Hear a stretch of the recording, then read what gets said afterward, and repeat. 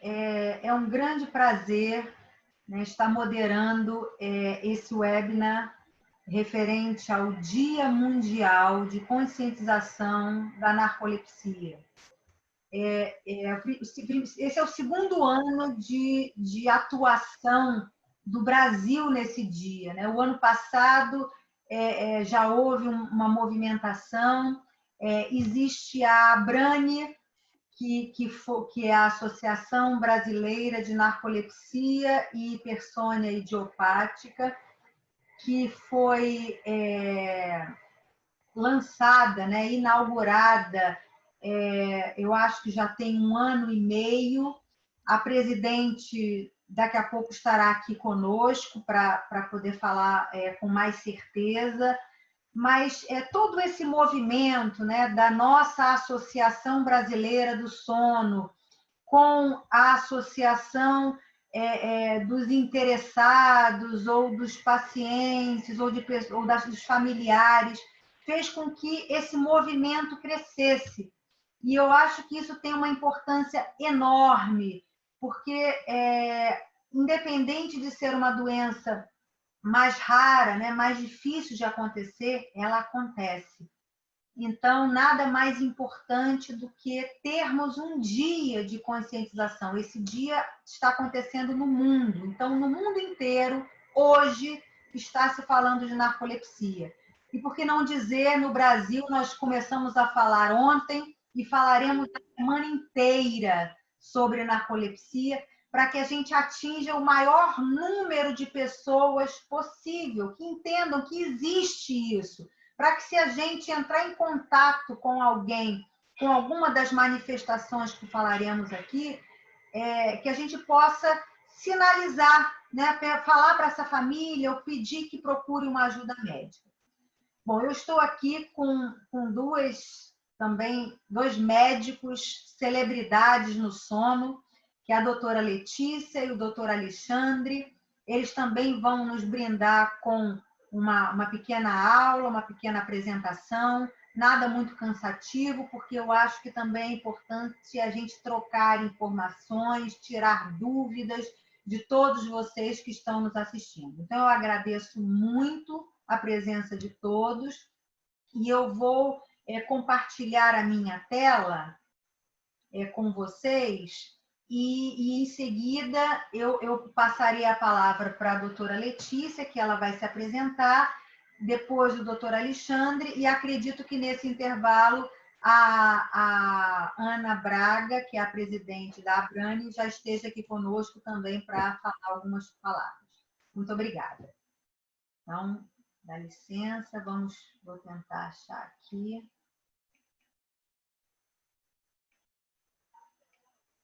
Vocês estão vendo a minha tela?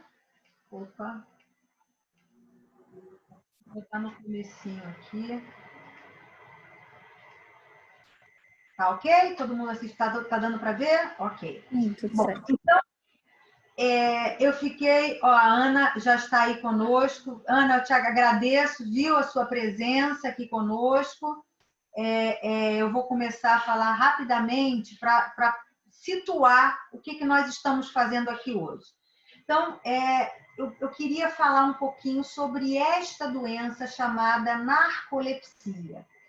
E o mais importante de tudo, fazer esse diagnóstico, sinalizar. Então, como podemos fazer esse diagnóstico mais rapidamente possível? Então, já estamos fazendo isso, né? Nós já estamos conectados, apesar de estarmos numa pandemia, né? Todos nós nos disponibilizamos a estarmos na frente de uma tela para saber um pouquinho mais sobre essa doença. E isso já ajuda muito, porque não só a população de profissionais de saúde, como a população em geral, entendendo um pouquinho mais desses sinais e sintomas, poderemos buscar ajuda mais rápido e, com isso, fazer o diagnóstico mais precocemente. A Associação Brasileira do Sono, com todo carinho, fez uma cartilha que eu tive a felicidade de abrir as minhas redes sociais hoje e a grande maioria das pessoas que estava ali postou alguma fotografia, né, algum momento dessa cartilha, mostrando que está todo mundo integrado, todo mundo querendo realmente divulgar. Então, foi uma felicidade muito grande ver, né, essa divulgação, essas redes sociais que multiplicam cada vez mais a informação. Então, a cartilha começa desta maneira, né, do diagnóstico ao tratamento. E o que é a narcolepsia? Então, é um distúrbio neurológico, crônico, que gera um problema no sono. Qual é a principal queixa? Sonolência excessiva durante o dia, fora do horário que estamos dormindo. Nós somos seres noturnos, dormimos à noite e existe essa sonolência durante o dia. E prejudica as nossas atividades. O indivíduo pode cochilar e adormecer em qualquer situação, inclusive de grande atenção, dirigindo, comendo, conversando, na frente do seu patrão. Então, imagine essas situações de grande importância. Estamos diante de uma doença rara, né? Existem características para você determinar que uma doença é rara. As publicações variam porque a própria manifestação da narcolepsia ela é mais prevalente em alguns países, em algumas raças, mas ela é variável, de 1 a cada 2.000 até 1 a cada 10.000 pessoas, dependendo do país que nós estejamos. Então, é uma doença rara. A proporção homem-mulher é quase igual, um pouquinho mais nas mulheres do que nos homens, e estima-se que 3 milhões de pessoas no mundo sofram desta enfermidade. Tudo bem, quando a gente compara com pressão alta, né, que 3 milhões talvez só no Brasil, mas nós estamos falando do mundo. No Brasil, a gente acredita que tenhamos de 150.000 a 200.000 pessoas. E muito menos do que isso teve o seu diagnóstico feito. Por isso a importância. A gente não tem essa estatística por isso, porque a gente tem pouca informação, poucas pessoas buscam ajuda, mas eu acredito que nos próximos anos, quando a gente estiver falando sobre essa doença, certamente a gente vai ter uma estatística brasileira, porque a nossa população vai ter feito mais diagnóstico. Então, a sonolência, o que é a sonolência? Excessiva. É a inabilidade de permanecer acordado durante o período normal de vigília durante o dia. E isso resulta em períodos de necessidade incontrolável de dormir, lapsos de sonolência ou sono sem a intenção de dormir. Também tem esse termo que é utilizado por mais técnico, né? A hipersônia, que é quase a mesma coisa, é uma maneira mais objetiva da gente entender que existe uma sonolência excessiva. Esse é o principal sintoma, ele pode acontecer em qualquer horário do dia. Às vezes, tirar um cochilo durante o dia, os indivíduos referem que nesse momento ele pode até já sonhar, e essa sonolência pode comprometer a atenção, a concentração, e a isso o desempenho escolar, acadêmico, né, profissional. Também é importante que esses ataques de sono podem gerar danos, né? Podem gerar acidentes. Então, acidente doméstico, se cortar, se queimar, né? Acredito que muitos dos senhores que estão assistindo ou que tenham esse diagnóstico já viveram alguma dessas situações, né? Inclusive riscos de acidentes de trânsito. Então, é muito importante a gente entender que esse diagnóstico bem feito vai evitar tudo isso, né? E também evitar outros diagnósticos. Por exemplo, eu tenho muitos pacientes que, quando vieram para mim, tinham um diagnóstico de epilepsia de difícil controle. Por quê? Porque tomavam anticonvulsivantes e não controlavam. Então, trocava, ajustava, aumentava e continuavam tendo quedas e tendo acidentes. E aí, quando a gente fala em... Por que não é feito esse diagnóstico? Quando a gente fala em sonolência excessiva diurna, a gente abre esse leque de opções. Por exemplo, a principal transtorno do sono, que é o sono insuficiente, por a gente dormir menos do que precisa, voluntariamente, durante o dia a gente está sonolento.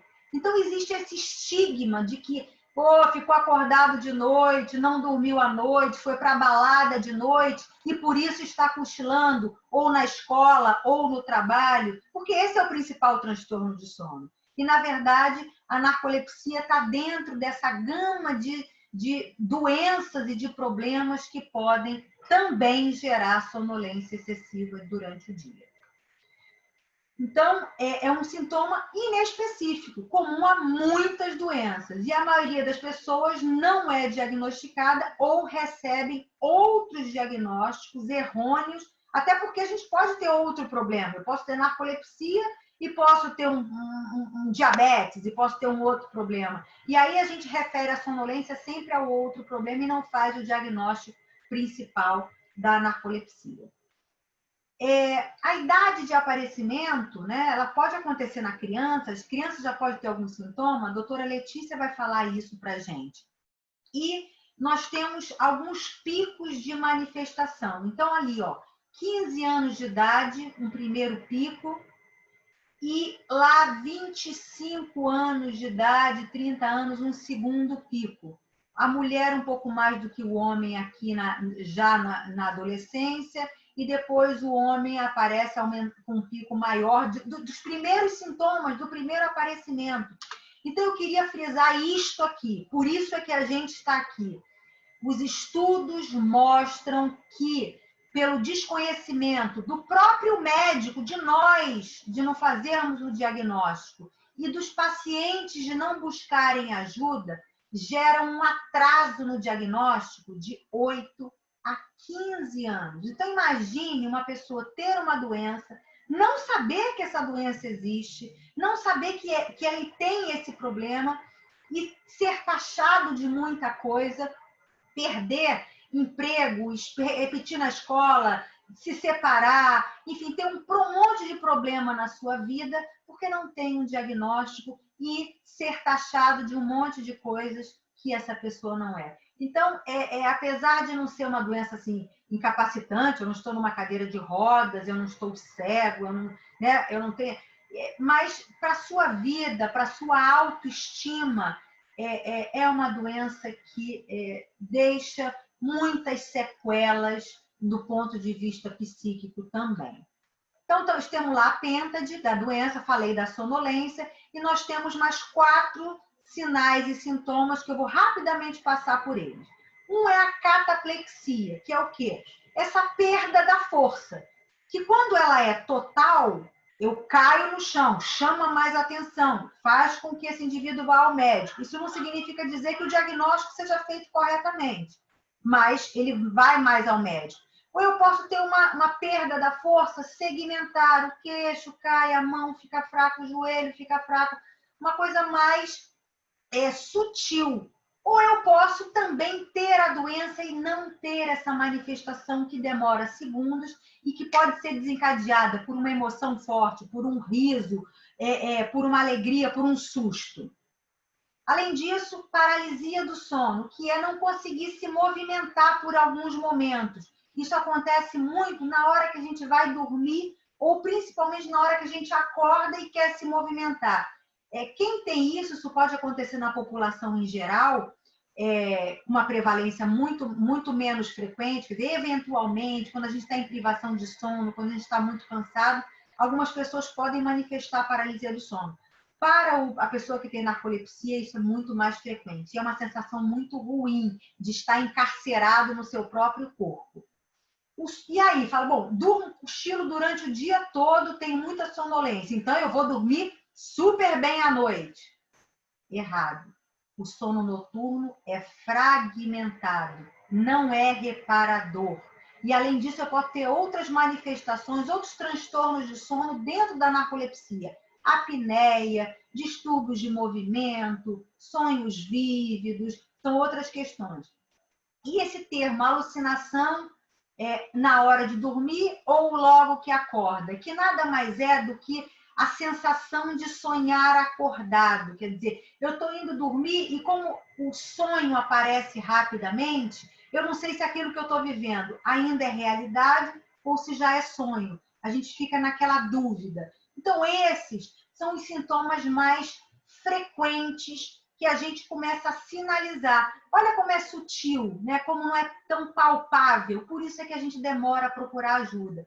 E aí, quando a gente vai ver o diagnóstico, olha quanta coisa. Quando a gente tem muita coisa para fazer, é porque o diagnóstico é difícil, é porque é um quebra-cabeça. A gente vai lá estudar, coletar história, a gente vai fazer escalas, aplicar questionários, a gente vai usar aparelhos, vai usar diários de sono, vai usar uma ferramenta fundamental para o diagnóstico, que é aquele exame que é dormir num laboratório de sono, para que a gente possa ter objetivamente esse registro.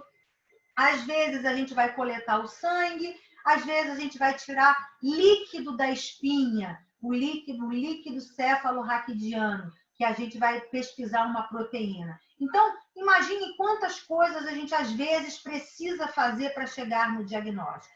Então, essa é uma escala de sonolência que a gente vai perguntar qual é a chance de cochilar em várias situações. Quanto maior a chance, maior a sonolência. A polissonografia quer ir lá para um laboratório, colocar aqueles eletrodos todos, dormir, e aí o médico vai avaliar essa noite de sono. A gente sabe que o sono chamado sono REM, que é uma sigla de movimento rápido dos olhos, que enquanto a gente demora 1h30 para atingir esse estágio de sono, os pacientes que têm narcolepsia, em 15 minutos atingem esse estágio de sono. Então, é muito rápido e é o estágio que a gente sonha. Por isso é que quando a gente cochila durante o dia, pode ter sonho nesse cochilo.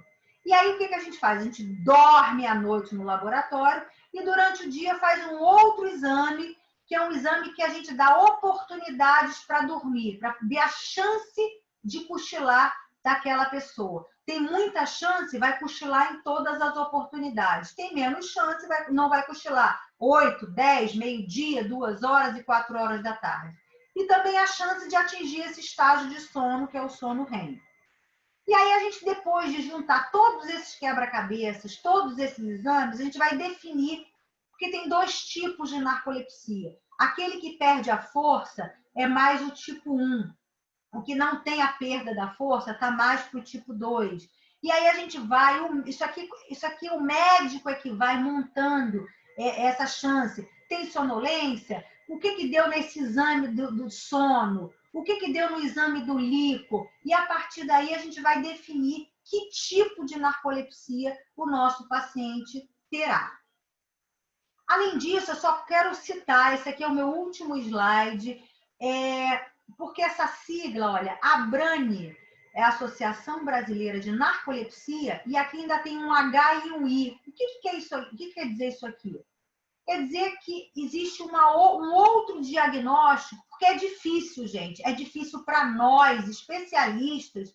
Às vezes a gente tem dificuldade, a gente vai trocar figurinha com os nossos colegas, porque às vezes a gente não sabe se é narcolepsia ou se é hipersônia idiopática, porque também é semelhante. Tem a sonolência, ele não tem a cataplexia, mas tem os pacientes com narcolepsia que não têm cataplexia também. E aí, às vezes, eles cochilam. Existe uma diferença tênue que o paciente com narcolepsia cochila um período de 15 minutos, 20 minutos e se sente refeito. O paciente com hipersônia, às vezes, cochila e esse cochilo piora ainda mais. Eu acordo e estou com a cama nas costas, e estou mais sonolento, mais cansado. Então, existem diferenças. Às vezes, a gente faz aquele exame do sono, e aí a pessoa que tem hipersônia dorme 10, 12 horas consecutivas.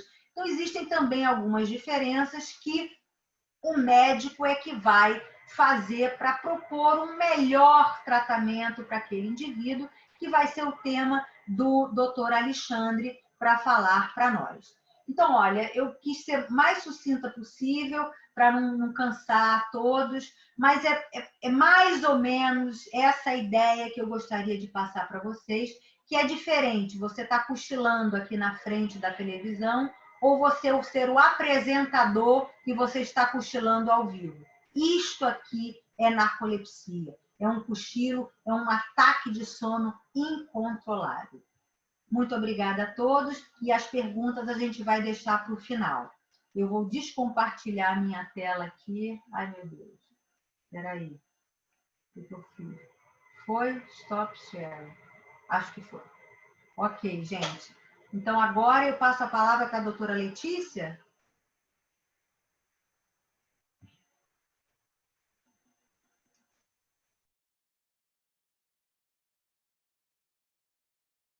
Tá me ouvindo?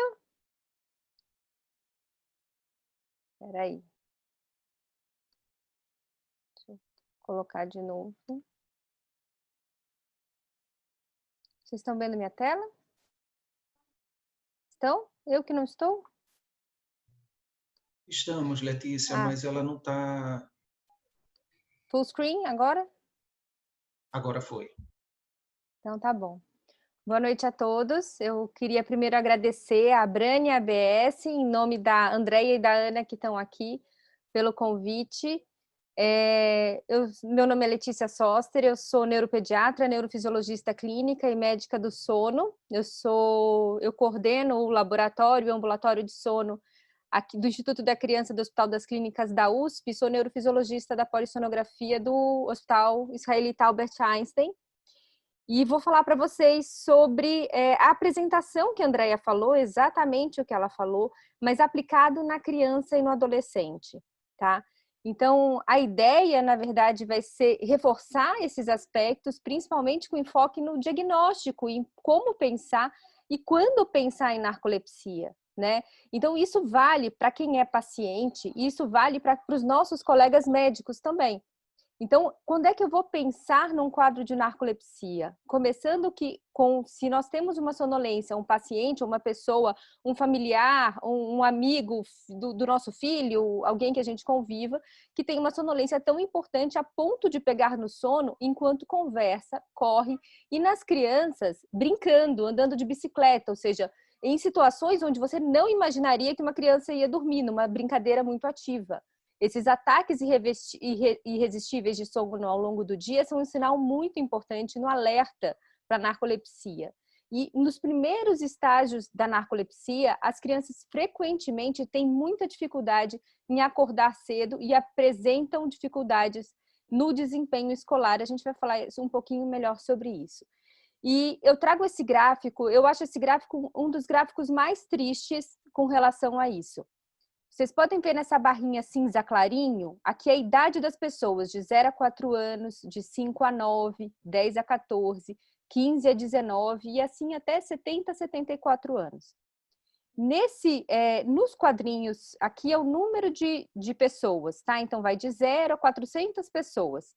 Então, nessas barras claras, é o início dos sintomas da pessoa. Então, vocês podem ver onde as barras claras estão maiores, é entre 10 a 14 anos, 15 e 19 anos. E o diagnóstico da narcolepsia é essa barra mais escura, ela começa a ficar mais alta entre 20 e 24 anos, mas ela vai ganhar maior tamanho aqui, ó, dos 25 aos 34 anos. Então, de 10 a 34 anos, que é a nossa média maior, 30 a 34, nós temos cerca de 20 anos. Então, isso aqui é quando ela começa a acontecer e aqui é quando a gente começa a diagnosticar, né? E, infelizmente, se vocês forem ver, esse dado é de uma pesquisa de 99, reproduzida e reforçada em 2014, nós estamos em 2020 e o cenário não mudou.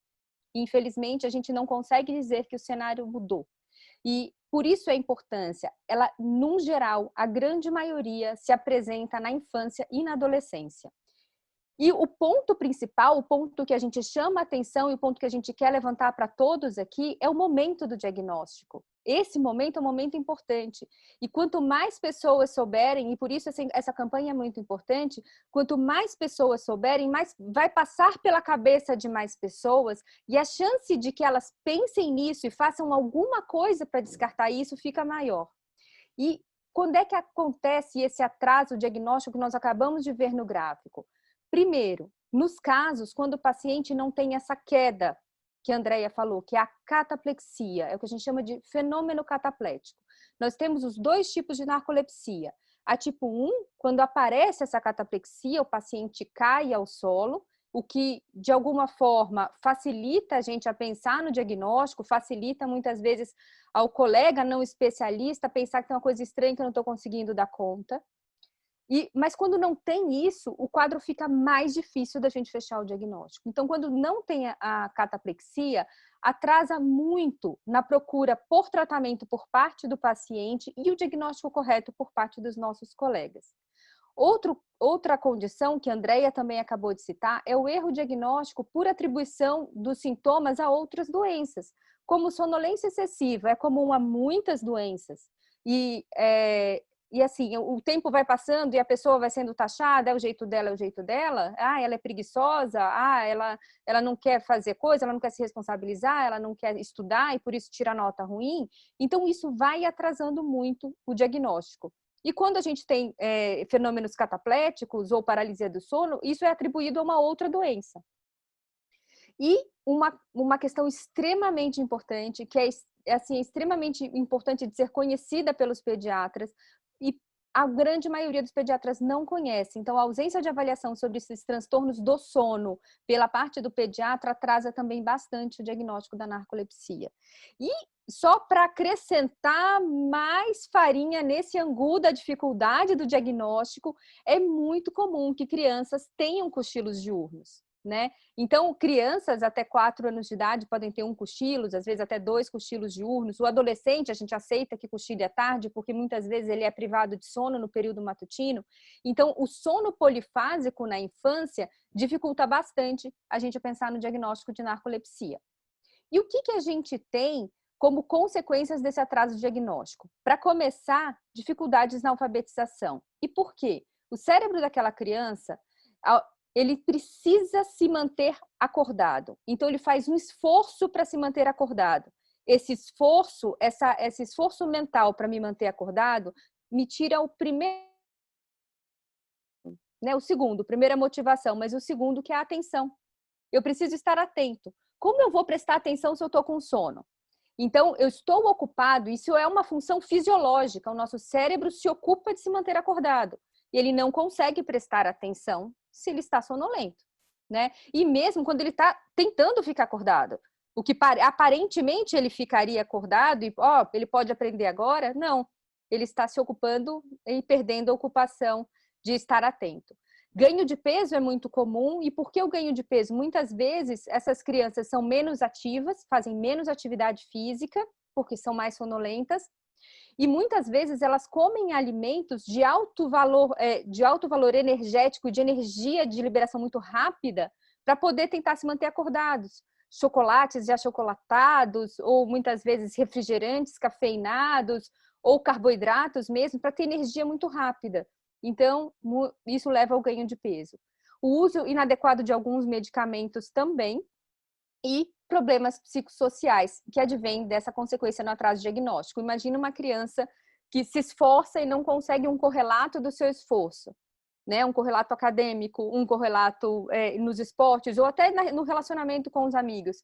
Ele começa a ser taxado, ele começa ele mesmo a se rotular daquilo que ele está sendo taxado e começa toda uma dinâmica na infância e adolescente que ele vai levar para a vida dele. Bom, a prevalência, a Andrea falou muito bem, é uma prevalência baixa, mas esses dados muito provavelmente são dados muito de subdiagnósticos, porque existem diagnósticos que nós não vemos. Na infância, em algum momento, a gente teve um aumento de incidência relacionado ao imunobiológico, mas isso já não acontece mais, isso já é passado.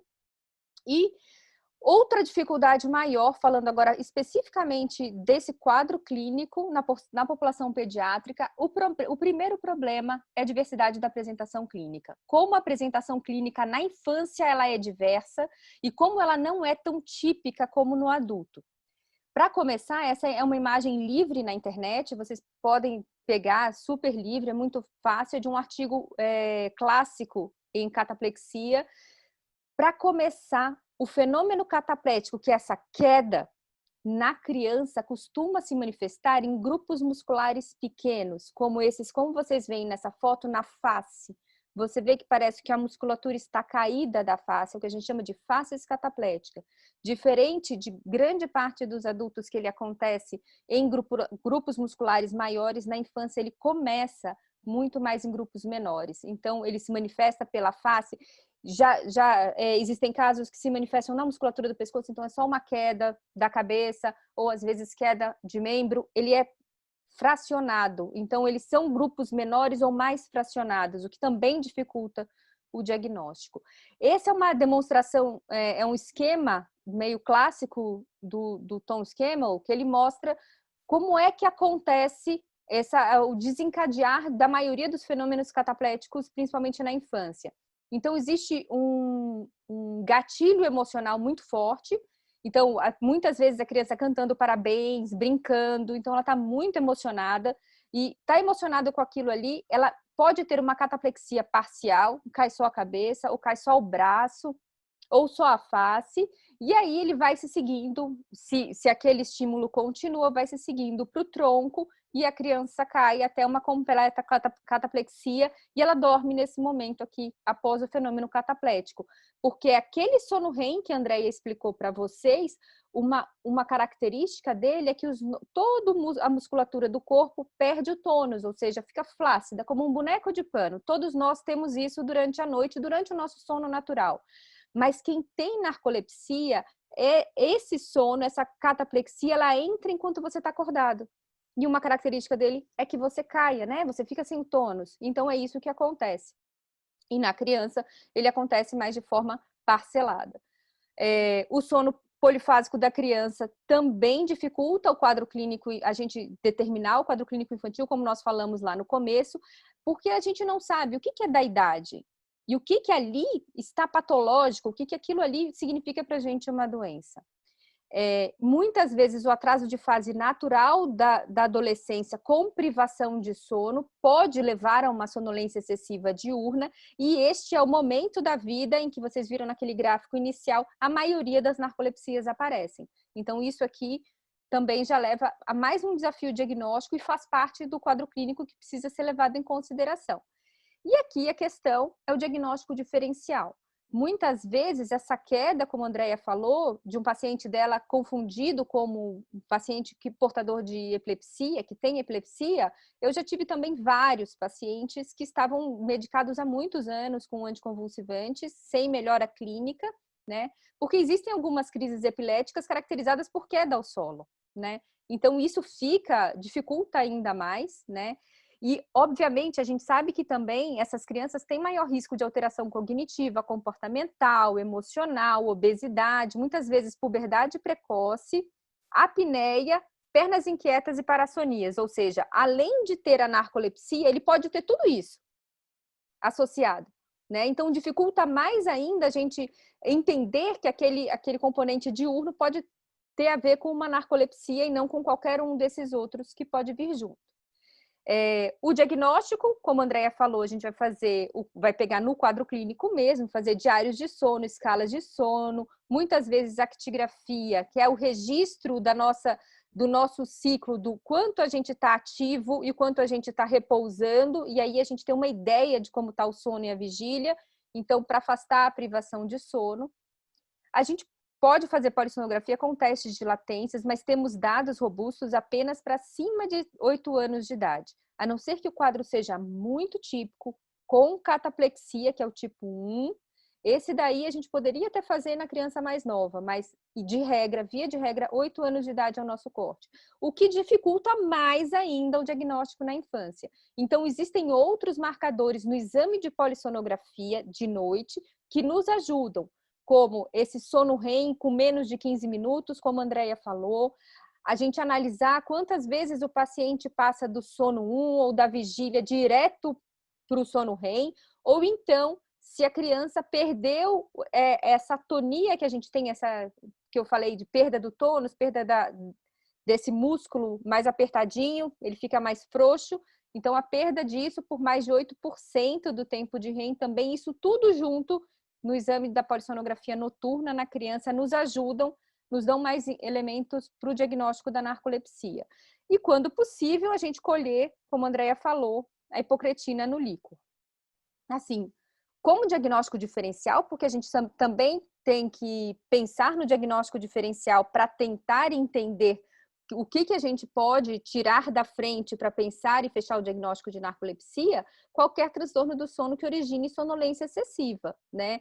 Transtornos, os distúrbios de ritmo circadiano, as crises epiléticas, quando a criança tem queda ao solo, e lembrando que eles são equivocadamente reconhecidos como preguiçosos ou alteração do comportamento, e esses episódios de sono são piorados por tensão ou desencadeados, tá? E o recado que eu queria deixar, e principalmente para muita criança que tem transtorno de aprendizagem, é que o diagnóstico precoce e a abordagem adequada na faixa etária pediátrica e adolescência podem mudar o curso da doença ao longo da vida, tá? Evitar complicações futuras e principalmente minimizar o impacto na qualidade de vida. Que com o tempo e muita pesquisa da indústria, a gente vai vendo que com alguns medicamentos, algumas medidas de comportamento, a gente consegue modificar muito a questão sonolência excessiva, a questão sono, mas o impacto psicossocial, o impacto de aprendizagem, o impacto na autoestima da criança, que vai ser um adolescente, que vai ser um adulto, isso daí, a gente precisa de um diagnóstico adequado no início da vida, no início do transtorno, quando ele começa a aparecer, para a gente modificar o curso dessa história. Então, a gente tem que modificar o curso dessa história nas crianças, nos adolescentes, para não ter essa consequência lá na frente e ter que tratar isso também, porque isso também vai precisar de tratamento, né? De qualquer forma, mesmo se a gente tiver isso já reconhecido desde criança, por exemplo, a gente já vai ter esse impacto biopsicossocial. Então, se a gente ainda adicionar o problema, que é o não reconhecimento, o preconceito que vem junto e o não entendimento, a gente vai ter mais problema e a pessoa vai ter mais problema que não é necessário que tenha. Então, o recado que eu queria dar é: vamos olhar com carinho para esses quadros de sonolência excessiva nas crianças e nos adolescentes. E, mais uma vez, falando da cartilha, a cartilha está online, então no site da ABS, para quem quiser, está uma cartilha muito bonita, com todos os infográficos. Então, é isso aí, gente. Deixa eu descompartilhar minha tela. Se eu conseguir descompartilhar. Foi.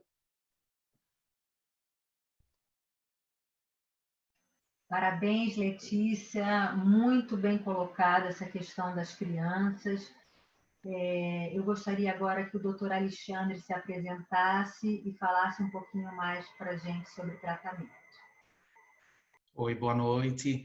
Primeiro eu quero agradecer a ABS, doutora Andrea, nossa presidente, em associação com a Brani, com a ideia dessa semana de conscientização e todo o trabalho que está sendo de divulgação nas redes sociais. Como psiquiatra, eu sei o quanto que conscientização é importante, porque a gente está levando a desestigmatização e os pacientes de doenças raras e pouco conhecidas são estigmatizados de toda forma, tanto pela sociedade quanto aquilo que eles acabam acreditando em si próprios, em suas limitações. Então, meu nome é Alexandre, eu sou psiquiatra do Programa de Transtornos do Sono, do Instituto de Psiquiatria do Hospital das Clínicas da USP. Eu faço parte do Programa de Transtornos do Sono desde o início. Na verdade, a gente assumiu na psiquiatria em 2012, ele fazia parte da neurologia há muitos anos, a doutora Letícia sempre esteve conosco também por lá, eu faço parte desse grupo há 18 anos aproximadamente, e aí coube a mim falar sobre quais as principais abordagens terapêuticas. Quando a gente fala como foi muito bem falado, sobre narcolepsia, a gente está falando de uma doença crônica. Se a gente está falando de uma doença crônica, entendida como crônica, infelizmente a gente está falando de uma doença que não tem cura, ou seja, a gente não está falando de cura. Quando a gente fala do tratamento e das abordagens terapêuticas, a gente está falando essencialmente de como controlar essa doença e como promover uma boa qualidade de vida em seu portador. Então, essencialmente, o objetivo do tratamento ele é o controle dos sintomas e a melhoria da qualidade de vida. E se a gente está falando de controle de sintomas, a gente está falando de um tratamento em longo prazo, um tratamento contínuo. Então, e quando a gente fala desse tratamento contínuo, a gente está falando de abordagens tanto de medidas comportamentais quanto de escolhas farmacológicas e a combinação de ambas em situações diversas ao longo da vida do indivíduo, desde a sua infância. Então, é interessante também a gente falar na questão do estigma, por ser uma doença que se inicia na vida muito jovem, na infância, na adolescência e ali na fase do adulto jovem, embora o diagnóstico venha mais tardiamente, o indivíduo ele passa por muitos anos sem receber nenhum tipo de diagnóstico e sem estabelecer, portanto, um tratamento adequado. Então, naquela fase de formação de sua personalidade, ele passa a vivenciar, dentro desse adoecimento crônico, as limitações causadas pelos sintomas da narcolepsia. E ele passa a se estigmatizar, não somente reforçado pelo meio que ele está inserido, a própria família, os amigos, os colegas de escola, por vezes os próprios professores, que levam ele a taxar como preguiçoso, como desinteressado, como desatento, principalmente pelo sintoma principal, que é o mais marcante, que é a sonolência excessiva diurna. Então, são aquelas crianças e adolescentes que acabam tendo, dentro dos seus ataques de sono, episódios de cochilos durante a sala de aula e aí passam a ser estigmatizados. Quando a gente estabelece um tratamento, quando se faz um diagnóstico apropriado, estabelece um tratamento adequado, a gente muda a curva de vida desse indivíduo, tanto na sua formação de personalidade, quanto na sua formação acadêmica e profissional, e o mais importante, diminuindo o risco das comorbidades psiquiátricas associadas.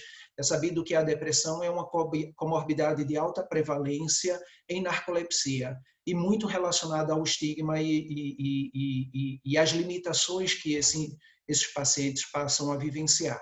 Então, a gente tende a controlar, o objetivo é controlar a sonolência excessiva diurna, os episódios de cataplexia, melhorar o sono noturno fragmentado, sintoma também presente, e outros fenômenos que ocorrem do sono REM. Menos frequentemente, mas talvez igualmente assustadores, como a paralisia do sono e as alucinações, tanto do início do sono quanto do despertar a partir do sono. Quando a gente fala das abordagens terapêuticas, eu acho que a principal delas é a psicoeducação. Quando a gente fala de psicoeducação e entende que conhecimento é poder, é mostrar para esse indivíduo que ele tem uma doença, sim, que ele pode buscar tratamento, que ele pode ter acesso ao tratamento. Felizmente, o Brasil hoje, a gente tem a principal medicação de escolha em qualquer guideline mundial, a gente tem acesso aqui, em qualquer diretriz de tratamento mundial, a gente tem acesso aqui no Brasil. Então, quando a gente fala sobre adoecimento, seus sintomas, seus sinais de alertas, quando a gente expande esse tipo de informação, como a gente está fazendo aqui agora, para que isso possa ser divulgado entre cada um, entre os seus pares, a gente pode tentar até dentro da nossa própria casa e na nossa rede de amizade, conseguir identificar um potencial portador de narcolepsia e sinalizar esse alerta para buscar de um médico especializado para um adequado diagnóstico. Então, a psicoeducação e o psicoeducacional é um reforço essencial para o próprio paciente também entender a necessidade da adesão ao tratamento. Há trabalhos, há evidência científica que já apontam que quando a gente, boa parte daqueles pacientes que são submetidos ao tratamento, incluindo-se aqui o tratamento medicamentoso, que são considerados refratários, na verdade eles não são refratários à escolha do tratamento ou uso do medicamento. Na verdade, eles são refratários, eles são considerados refratários, mas, na verdade, é a má adesão ao tratamento, levando a uma falsa refratariedade da sintomatologia da narcolepsia. Então, quando a gente estabelece a psicoeducação e orienta sobre como é a doença, sobre o tratamento em longo prazo e sobre, essencialmente, a disciplina que deve ser incorporada na vida desse paciente, e a disciplina talvez seja a palavra-chave, seja pelas medidas comportamentais, seja pelo uso regular da medicação, isso permitirá o sucesso na abordagem do tratamento. As medidas comportamentais são as principais que envolvem o tratamento. É impossível falar de tratamento da narcolepsia, mesmo em uso da medicação, se você não utilizar as medidas comportamentais relacionadas à higiene do sono. Então, principalmente, evitar privação de sono. Se privação de sono em qualquer um de nós pode promover sonolência excessiva diurna, privação do sono é você se disponibilizar menos tempo de sono do que de fato você precisaria. Num paciente com narcolepsia, essa sonolência é muito mais agravada. Então, uma das primeiras regras é evitar privação de sono. Garantir sono noturno de boa qualidade. Então, todas aquelas medidas de higiene que permitem ambiente auditivo, de isolamento aditivo adequado, de temperatura adequada, de isolamento luminoso adequado, um bom colchão, uma boa cama, evitar o uso de eletrônicos no horário da cama, no horário da noite, tudo isso para permitir um tempo de sono adequado, num ambiente de sono adequado, para que esse sono possa ser reparador e minimizar a fragmentação, que talvez seja um sintoma, que é um sintoma clássico da narcolepsia, e que tem ainda há baixa evidência científica de medicamentos, por exemplo, que podem ser utilizados. A gente tem que ter muita cautela no tratamento medicamentoso da fragmentação do sono, porque, por vezes, se você usa alguma medicação que possa ter um efeito hipnótico, sedativo, isso pode repercutir no dia do paciente e agravar essa sonolência excessiva diurna. Das medidas comportamentais que eu diria que é a principal no tratamento da narcolepsia e talvez a mais difícil de ser aplicada é o planejamento de cochilos diurnos breves. Então, é o paciente identificar dentro do seu dia a dia quais são os picos principais de sono que ele tem ao longo do dia e estabelecer horários específicos, 2, 3, 4 horários específicos de sono, em que ele pode fazer pequenos cochilos, pequenos em torno de 20 minutos, ao longo do dia. Por que eu digo que é o mais difícil? Porque todos nós temos trabalho, temos a vida ativa, estudo, etc. É difícil conseguir inserir no meio de uma rotina habitual esses episódios de cochilo. Não raramente, aí esses indivíduos, sim, são ainda mais estigmatizados, ditos como preguiçosos, quando eles precisam se impor essas pausas. Não raramente, nós como médicos especialistas, precisamos fornecer relatórios esclarecendo sobre o adoecimento, sobre a narcolepsia, e indicando, formalizando a indicação e a prescrição médica de cochilos diurnos para ele levar seu trabalho e mostrar no seu trabalho sobre essas pausas que serão necessárias no seu dia a dia. Eu diria para vocês que o tratamento medicamentoso, na ausência de cochilos diurnos, ele tende a falhar. O cochilo diurno é como se fosse um potencializador do estado de vigília do paciente de narcolepsia. Então, à medida que ele vai fazendo esses pequenos cochilos, ele potencializa as próximas horas num bom estado de vigília, reforçando, inclusive, o efeito terapêutico da medicação a ser utilizada. Manter regularidades nos horários para dormir e acordar, que são medidas essenciais. Esse recorte está na nossa cartilha, a cartilha lançada pela Associação Brasileira de Sono nessa última semana. Como a doutora Letícia falou, vocês podem ter acesso no link lá nas próprias redes sociais oficiais da ABS. Expor-se à luminosidade natural, a luminosidade solar ao longo do dia, não significa tomar sol para se bronzear. Abrir uma janela, expor a visão à luminosidade, também não precisa olhar diretamente para o sol, mas a própria luminosidade, a claridade natural do sol. Quando não, a luminosidade artificial também pode ajudar para minimizar, e principalmente também associado a isso, a regularidade de um padrão de atividade física. há evidência científica suficiente para mostrar que quando o indivíduo, da mesma forma que faz cochilos ao longo do dia, consegue associar períodos ou episódios de atividade física, mesmo que breve, particularmente atividade física aeróbica, você também aumenta o estado, promove um estado de vigília e favorecendo, minimizando o impacto de uma outra comorbidade muito prevalente na narcolepsia, que é o sobrepeso e a obesidade. Então, você também pode minimizar a chance da evolução do sobrepeso para a obesidade. As medidas cognitivas comportamentais, elas também são utilizadas para cataplexia. A cataplexia são aqueles episódios de fraqueza muscular ou de perda de tônus muscular abrupto, usualmente relacionados a situações de emoção, numa situação engraçada e que soltam aquela gargalhada engraçada, podem ter episódios de cataplexia, de perda abrupta do tônus muscular, com queda, ou mesmo com perda de tônus muscular simplesmente parcial, então aparece como aquele relaxamento e depois desperta, mesmo que não seja um episódio de sono.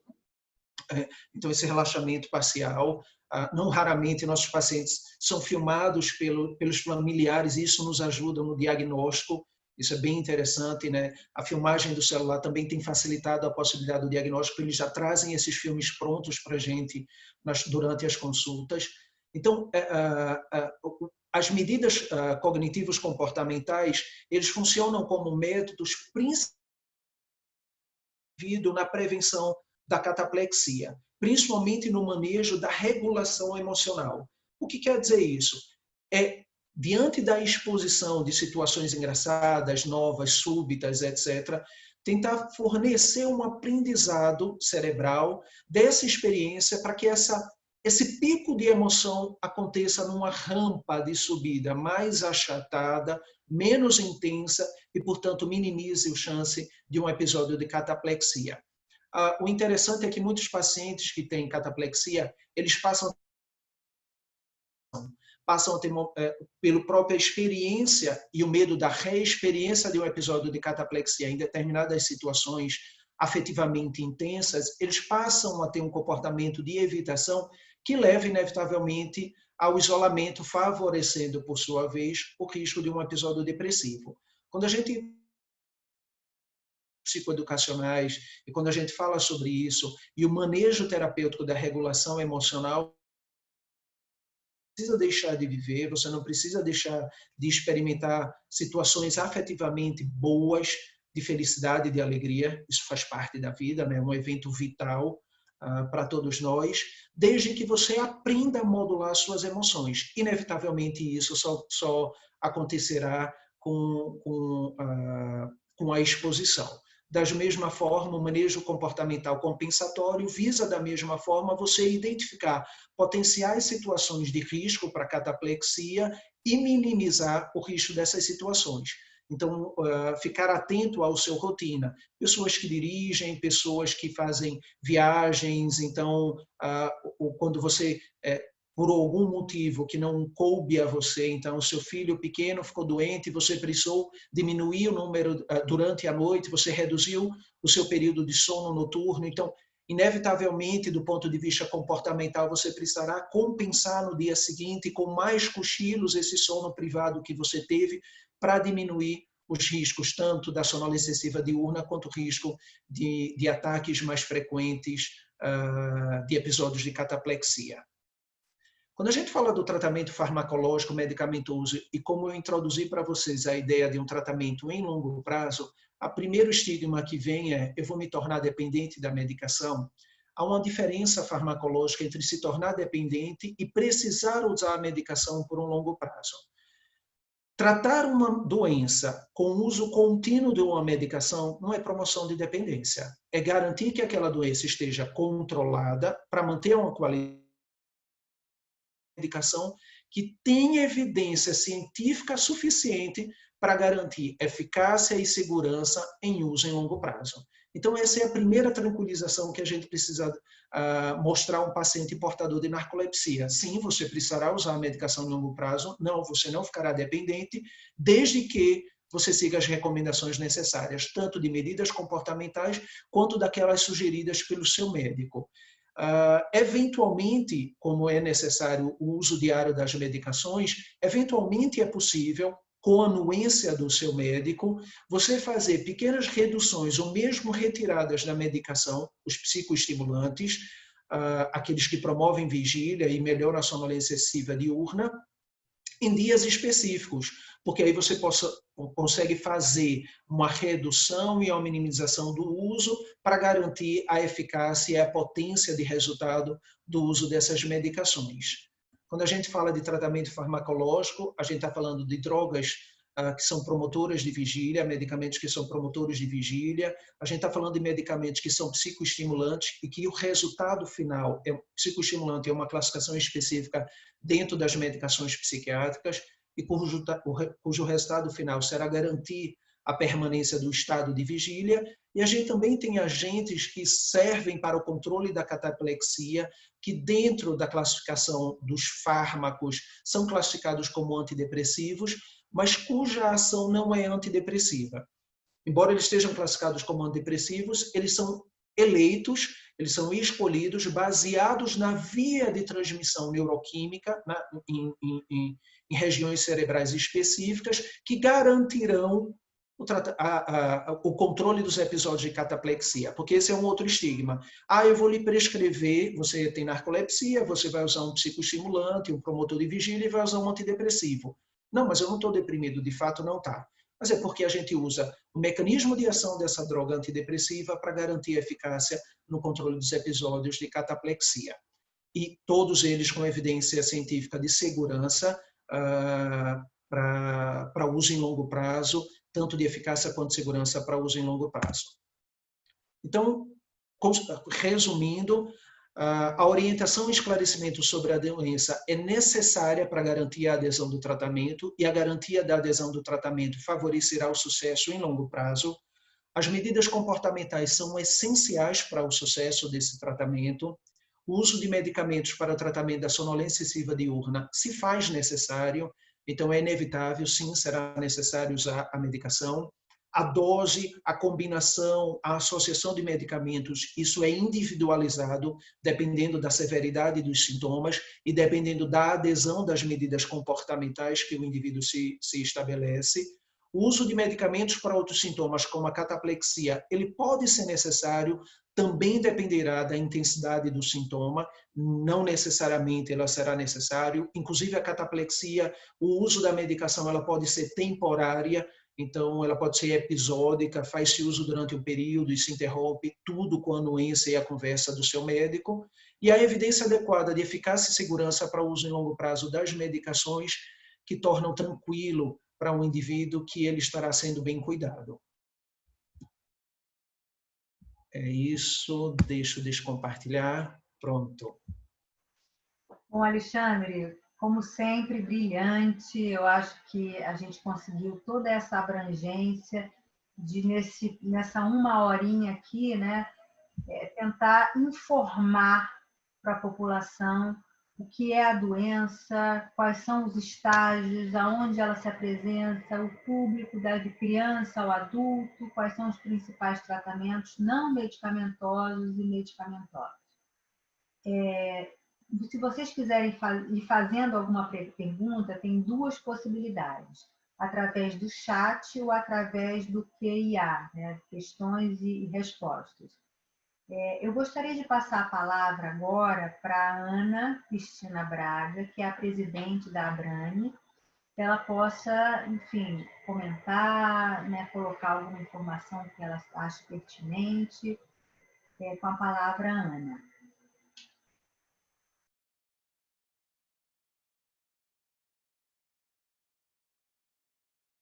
É que está no mudo. Eu acho que você lá no computador tem que tirar, olha. Tirei. Oi.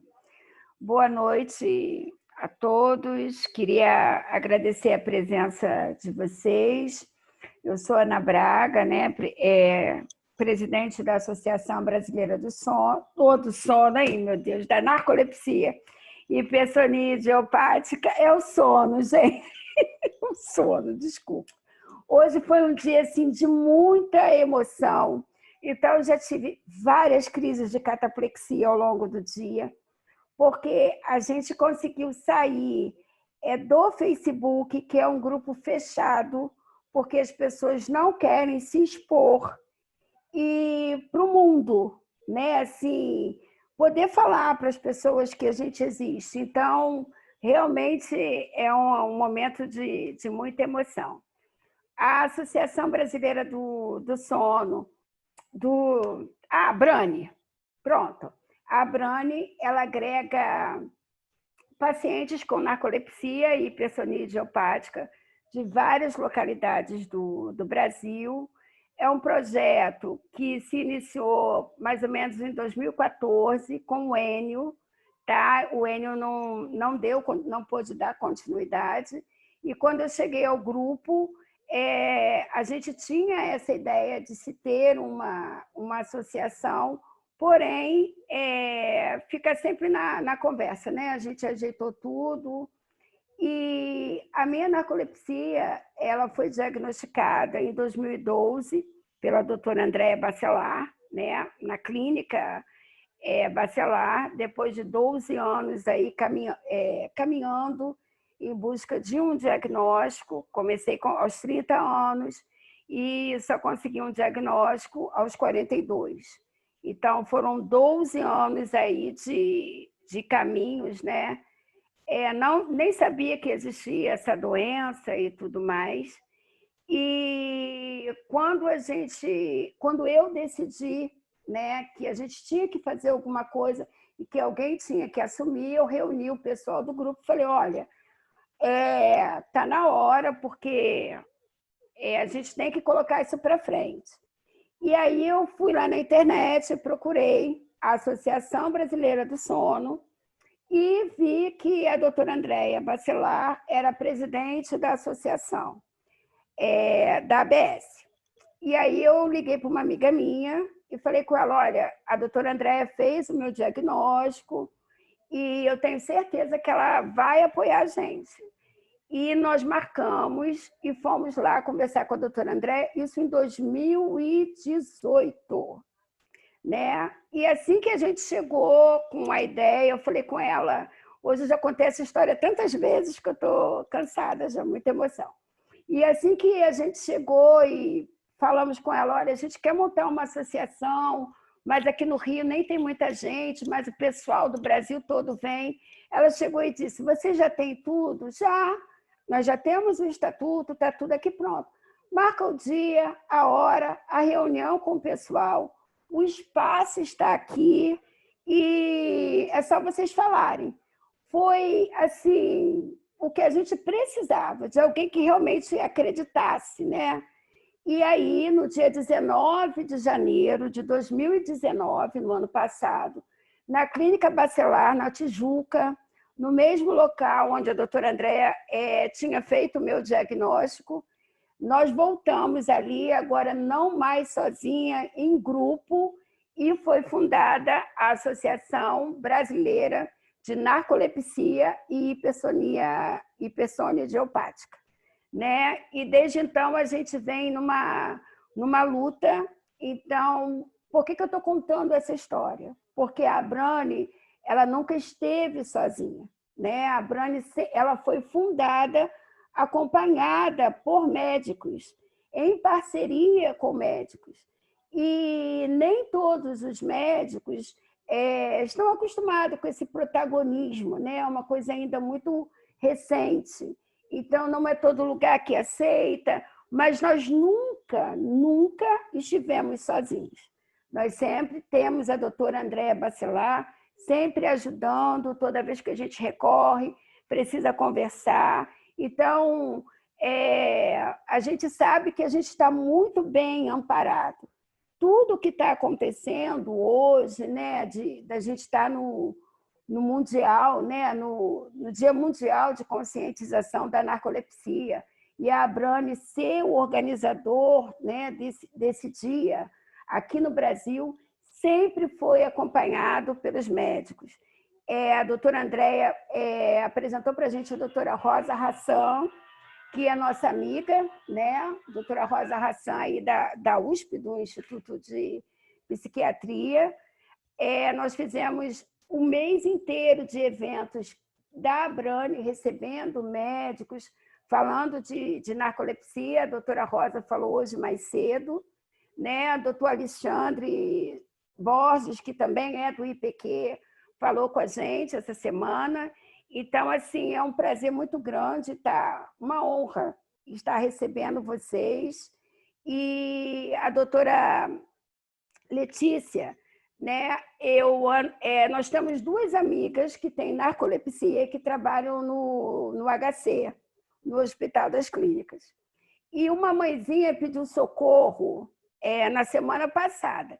E eu liguei para minha amiga e falei assim, olha, eu preciso saber do Instituto Infantil, não é isso? Alguma coisa assim. E aí ela falou assim, mas isso existe? Eu falei, existe. Aí eu preciso saber quem é o médico responsável. Ela falou, doutor, eu acho que é a doutora Letícia. Aí eu falei, tá, peraí. Aí eu vi que era a senhora, e eu falei com ela, então você vai agora atrás dela. Ela disse, Ana, você está maluca? Aí eu falei, não, então tem uma live e aí eu converso com ela. Então, a gente precisa muito também do seu apoio, da sua ajuda, porque nós temos crianças, né, nessa fase que a gente nem imagina que existe, que estão sofrendo muito. E a doutora Andréia falou comigo uma coisa ontem, e é realmente uma realidade. A gente precisa diminuir esse tempo do diagnóstico. Eu acho que é esse o objetivo. Eu fui aposentada, né? Eu consegui ficar pobre e doente tudo ao mesmo tempo, mas eu passei por momentos difíceis, sem saber onde estavam as pessoas. O diagnóstico é um caminho, é um sofrimento que eu acho que, com a ajuda da Associação Brasileira de Sono, médicos como vocês, e nós, pacientes, né, fazendo nossa parte, tendo vocês ao lado, eu acho que a gente consegue muita coisa com isso. Então, eu queria agradecer a cartilha. Então, eu vi a cartilha, eu tive cataplexia, né? Porque o primeiro material de narcolepsia no Brasil. Então, eu estava com muito medo de participar aqui hoje. A doutora Andréia me ajudou, falou, não, fica tranquila, porque se você passar mal, tiver sono e tudo mais, todo mundo já sabe o que é. Aí eu falei, nossa, a senhora torna tudo tão mais fácil, né? E eu queria fazer uma apresentação bonita, porque eu queria mostrar a foto do Congresso Brasileiro do Sono, que a doutora Andréia abriu as portas para a gente, e eu fiz um videozinho ali naquele dia, e eu falei, Fátima, olha só, a gente hoje está fazendo história, né? É como tudo começou, recebendo a gente. Ela deixou que profissionais da saúde, como eu fiz biologia e tudo mais, pudessem estar ali assistindo. Então, mesmo como paciente, ela deixou que a gente abriu as portas, né? E aquilo deu dignidade, deu uma força para todo mundo incrível. Então, assim, a gente só tem a agradecer e a gente precisa de cada um, né? Cada um de vocês é muito importante. E parabenizar aí pela apresentação maravilhosa. Doutor Alexandre, o senhor tem toda a razão. O cochilo programado é uma das coisas mais difíceis que os pacientes, para ter essa adesão. Eu estava falando num bate-papo que a gente teve, que eu mesmo, até ontem, e eu prometi aqui, viu, gente, que no próximo ano contarei como foi minha vida depois dos cochilos programados, porque eu sou... nos grupos a gente conversa muito, se passar muito meu tempo, fala, tá, doutora? E aí a gente tá o pós e o contra, né? Então, há quem diga o cochilo programado serve e há quem diga não adianta dormir 20 minutos. E eu sou a que fala, olha, 20 minutos para mim não dá, né? Tem que ser aí umas 2 horas, pelo menos. E aí, nesse período, né, nessas conversas, leituras e tudo mais, ontem eu prometi para a galera que eu me convenci a me disciplinar e fazer os cochilos programados, E a gente está contando aqui no próximo ano, né, a mudança na vida da Ana dos Cochilos Programados. Eu sou uma paciente que a doutora Andréia, eu lembro que ela falou de livro, né? De livro, né? Todos os sintomas, tudo assim, né? E ela disse, olha, é de livro. E, assim, uma coisa que também muito me ajudou, e por isso eu recorri, né, à doutora Andréia, na época da gente fundar a associação, foi que ela deu o diagnóstico ali, e ela carimbou, e ela disse, estou carimbando na frente e atrás. E quem tiver dúvida, que venha falar comigo, né? E realmente minha mãe pôde ir conversar com ela, pessoas ao meu lado, para poder saber entender essa coisa nova, né? Então, assim, estar aqui junto à doutora Andréia, à doutora Alexandra, à doutora Letícia, dividindo esse momento, né, é muito emocionante para mim. E a gente tem um projeto da Abrani, que eu até botei aqui, quem são, quantos são, onde estão e o que fazem as pessoas com diagnóstico de narcolepsia. E a gente espera aí... Esse seria um projeto meu de doutorado, né, que eu acabei não fazendo, mas ele já está todo aqui escritinho, prontinho. Eu gosto muito dessa parte de epidemiologia, estatística, tabela, amo. E eu acho que junto, já comentei a respeito disso com a doutora Andréia, eu acho que juntos a gente consegue traçar esse perfil junto com a Abrani, com a ajuda dos pacientes, porque nem todo mundo procura um neurologista do sono, porque nem todo mundo tem, né? E esse aí é o nosso próximo desafio. E agradecer a todos vocês. E, doutora, por favor, eu preciso conversar com a senhora, porque a senhora é a Abrani desde pequenininha. Viu, doutor Alexandre? Olha, muito obrigada. O psicoeducação é isso mesmo, é o que a gente precisa. E a gente precisa muito falar disso. Viu? Muito obrigada. Deus abençoe a vocês. E amém. Ana, olha, eu queria externar aqui que você é muito mais do que uma paciente, né? Você vestiu a camisa de uma doença que, por acaso, você tem. Mas, mais do que isso, você está ajudando todo o Brasil com essa sua iniciativa. E nós, médicos, não estamos fazendo nada mais do que a nossa obrigação em divulgar uma doença que a gente conhece e que a gente trata, sabe? Todos nós gostamos muito do que fazemos. A Associação Brasileira do Sono existe há 35 anos, né? Que antes era sociedade, depois virou associação, mas há 35 anos. E nós temos médicos pelo Brasil inteiro. E essa bandeira não é minha, é de todos nós, sabe? E todos nós continuaremos apoiando, né, essas associações, porque sabemos dessa importância. Tá? Então, eu queria te parabenizar. Querendo ou não, é uma exposição, né, a gente falar da nossa vida, do nosso problema, mas para uma grande causa, é para uma causa muito maior, né? E eu acho que hoje você se sente recompensada com os seus amigos que conseguem fazer diagnóstico mais cedo, do seu vínculo com várias instituições do Brasil inteiro que você pode ajudar as pessoas, né? Então, essa é uma bandeira que te faz viva, que te faz feliz, né? E eu acho que isso é o que conta muito. Nós também, né, fazemos isso por amor, né, amor à nossa profissão. Essa cartilha do sono, eu queria agradecer muito publicamente aqui a doutora Márcia Assis, que também é da diretoria da Associação Brasileira do Sono, e que vestiu a camisa, passou o final de semana também trabalhando nela, e a equipe da ABS, a Lígia, o pessoal da diagramação, que no sábado eu estava brigando com eles, querendo que eu ajeitasse, que estava chegando a hora, enfim.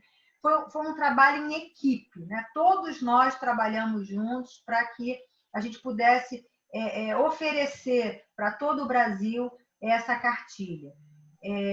Então, eu te parabenizo pela sua coragem, pela sua iniciativa. Acho que a chance é crescer cada vez mais e a gente atingir, né, o mundo. No Mundial de Sono no Brasil, certamente a Abrani já terá lá muito mais membros associados. E nós, né, nós três aqui estamos participando de um consenso que não é para a população, mas é para profissionais de saúde, para que a gente forme cada vez mais profissionais de saúde com esse tema da narcolepsia. Então, existe um consenso feito com artigos científicos do mundo inteiro para que a gente possa fazer mais diagnóstico e mais profissionais de saúde entendam da doença.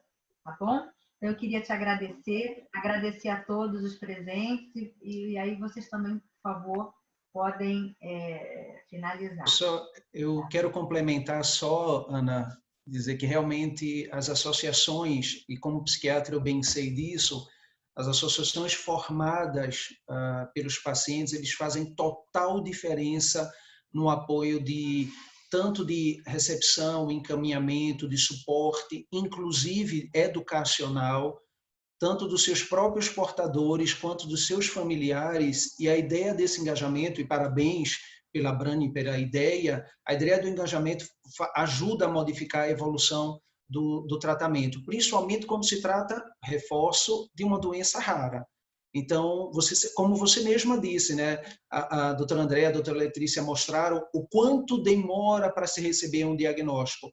Quando uma associação como essa é formalizada, e a gente está falando de 2 anos da Abrani, ou seja, então ainda tem uma história longa pela frente, isso marca a diferença na evolução do acesso das pessoas ao conhecimento e ao tratamento. Parabéns. Agradecemos. E eu só somo tanto a Andréia quanto a Alexandre, Ana, parabéns. Realmente, a importância dessa rede de apoio para vocês como paciente e para os outros que não se sabem do diagnóstico, para vocês fazerem uma rede para amparar quem tiver vindo para aí, então é extremamente importante. E só adicionando ali, já acabou de avisar que estão pedindo o contato de vocês pelo Facebook da ABS. Então, se puder de alguma forma passar, ou ali já colocar no Facebook, eles estão pedindo. Não sei se você quer falar agora. Tá, o nosso contato é a Abrani, depois eu peço para a Lígia colocar lá, acho que ela já tem, que a Lígia é a Abrani desde pequenininha também, já tem uma camiseta aí em São Paulo, separada para ela, né? Aqui no Rio tem uma para a doutora, para vocês esperando. Eu imagine, Ana, se colocar em qualquer buscador Abrani, ele vai ser direcionado para o Facebook. Eu digo porque eu mesmo fiz isso.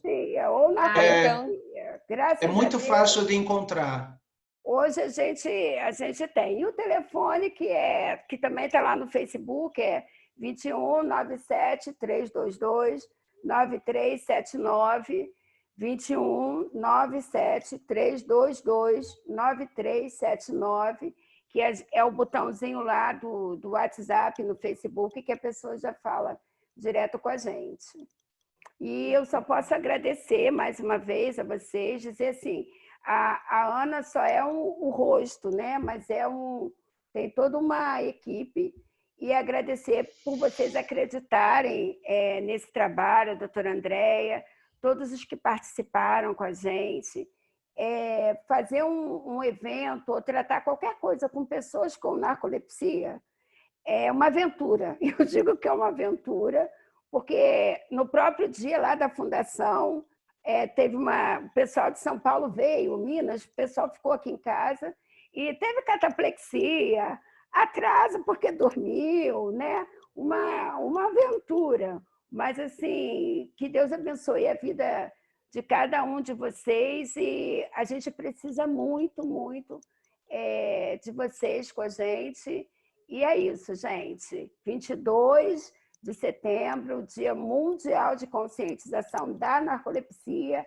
Precisamos conseguir ser reconhecidos pelo Ministério da Saúde, Conitec, e a gente está indo em busca disso, e com médicos de peso, especialistas, isso é muito mais fácil, né, para a gente. Ir lá, procurar o caminho, encontrar essa parte de direcionamento e chegar e falar: doutora Andréia, doutor Alexandre, doutora Letícia, a gente quer entrar no Conitec e precisa de um parecer.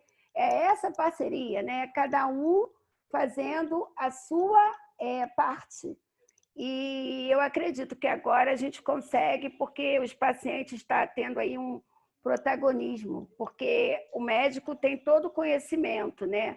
Mas os Você sabe, Ana, que nas nossas reuniões do consenso, de discussão do consenso, cujas editoras principais são a doutora Letícia e a doutora Andréia, aqui presentes, uma grande discussão era isso mesmo, a gente enfatizar o quão raro é e o quão importante é ter essa ideia do que é raro e com isso permitir o acesso a medicamentos de alto custo, a tratamentos de alto custo, isso ser um facilitador também, e esse é o nosso papel, no engajamento do acesso ao tratamento.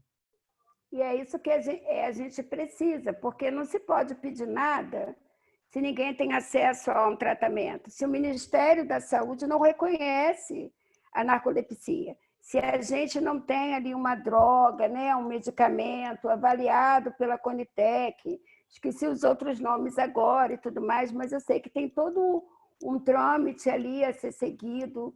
E se a gente não tiver esse apoio técnico, né, para fazer o pedido, as campanhas, a gente conhece outras pessoas, outras associações com doenças raras, o Instituto Vidas Raras, que também é em São Paulo, que ajuda a gente e que tem todo esse caminho, vem orientando e tudo mais, a gente não tem como fazer a campanha. Então, assim, a gente precisa muito de vocês, né? Porque a gente não quer, eu quero mais uma vez enfatizar, ninguém sabe tratar narcolepsia, a Abrani não quer tratar narcolepsia, nem fazer diagnóstico. A gente quer, eu estudei, eu fiz mestrado e tudo mais, mas eu me apresento como uma pessoa com diagnóstico de narcolepsia, porque eu quero o meu lugar de paciente, sabe? E não um lugar de profissional de saúde, que fez mestrado, que entende isso ou aquilo. Aqui eu sou Ana Braga, pessoa com diagnóstico de narcolepsia, que sente a dor, o sono, e que todos possam ver isso também, né? Que eu estou aqui por conta de um protagonismo lutando pelos direitos da doença. E quem cuida de doença é médico, tá? Que cuida da gente é o médico. A gente leva a informação e caminha junto, não é isso, doutor? Né? A psicoeducação é isso, é você saber, olha, eu preciso dormir agora, e o médico te ajuda a entender isso, né? O medicamento não vai resolver tudo. Eu gostei muito que o senhor tivesse falado isso, porque a gente vê pessoas que não estão tomando medicamento com medo.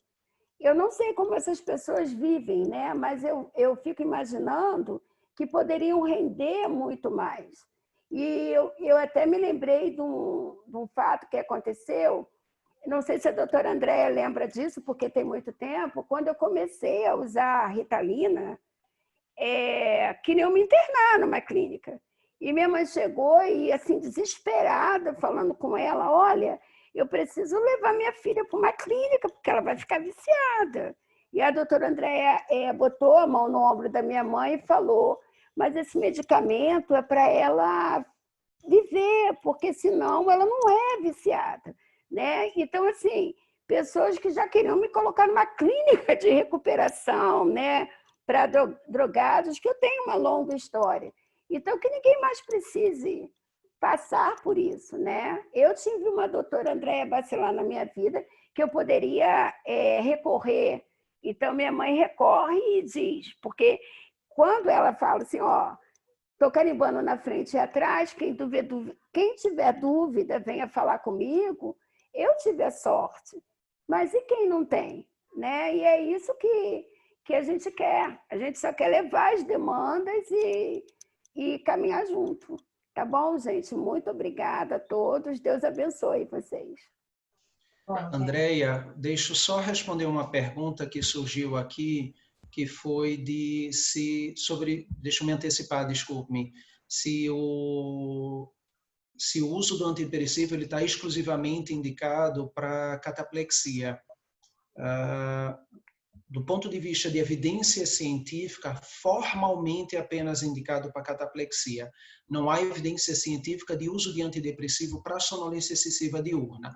Porém, empiricamente, alguns pacientes que passam a ser ou refratários, não respondedores, ou mesmo intolerantes ao uso de psicoestimulantes ou promotores de vigília, a gente pode recorrer ao uso de antidepressivos que são potencializadores do estado de vigília. Então, sim, isso empiricamente é possível de se fazer.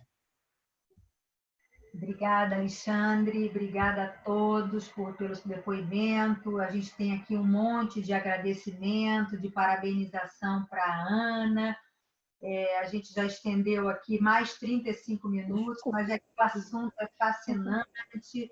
É a troca de experiência para a gente, viu, Ana? A gente aprende muito também com vocês, né? A cada conversa, a cada consulta médica, a gente aprende, né, como ser humano, para o próximo paciente, a gente vai também aumentando a nossa bagagem. Então, eu quero também agradecer a presença de todos vocês, a presença de quem está nos escutando até agora. A semana continua, né, Ana? Você tem que... continua. A semana vai ser pesada, ainda tem um monte de eventos, graças a Deus. Quarta-feira, a Associação Brasileira do Sono fará um outro webinar com outro formato, para se falar mais essa questão comportamental. A doutora Silvia vai estar presente, né? Um colega seu também estará, né, Ana, presente? Quinta-feira. Desculpa, então é quinta-feira. Dia 24. Dia 24, exatamente. Tá bom? Então, a gente conta com a presença de vocês também lá na quinta-feira, 7h30, no outro webinar. Obrigada, Letícia. Obrigada, Alexandre. Um beijo a todos. Boa noite para todos vocês. Um beijão, hein? Boa noite. Obrigada. Tchau, tchau. Tchau.